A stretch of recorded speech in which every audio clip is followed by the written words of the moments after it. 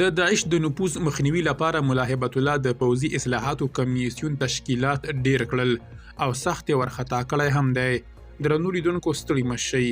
د اسلامي امارت د پوځي اصلاحاتو کمیسیون د خپل مشر ملا هیبت الله په امر له نورو جنگي ډلو سره د اسلامي امارت جنګیالیو د یوځای کېدو او د جهاد لپاره له افغانستان څخه بهر ته د تلو مخنیوي لپاره یاد کمیسیون ته د فعالیتونو د چټکتیا سپارښتنه کړې ده.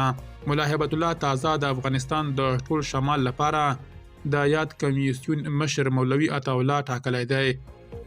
دغه کمیسیون همداراز مسؤلیت لري چې د افغانستان په شمال کې د داعش ډلې د جذب او جلب مخنیوي لپاره بیړني ګامونه پورته کړي.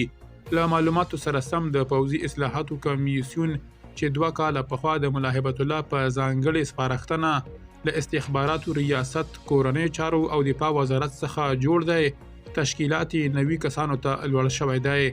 د اسلامي امارت له لیکو څخه د اسلامي امارت جنګیالیو د بیلې له اسلامي امارت سره د نورو جهادي ډلو د وسلوالو یوځای کېدو او د جهاد لپاره له افغانستان څخه بهر ته د اسلامي امارت جنګیالیو د تللو مخنیوی د دغه کمیسیون لوی مسؤلیتونه دي.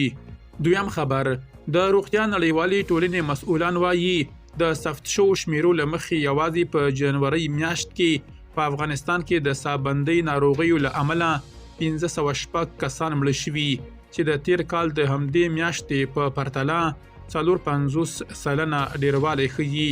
دغه ټولنې په یو راپور کې ډیره کړې چې په همدې میاشت کې له 206,000 څخه ډیر کسان پر سابندۍ ناروغیو اخته شوي دي. دا یوازې هغه شمیرې دي چې په روغتیایي ځایونو او روغتونونو کې ثبت شوي دي. د ټولنې له یادې ناروغۍ سره د مقابلې لپاره د واکسین د پلیتابه پر دوام ټینګار کړی دی. درنو لیدونکو له ملتیا مو مننه.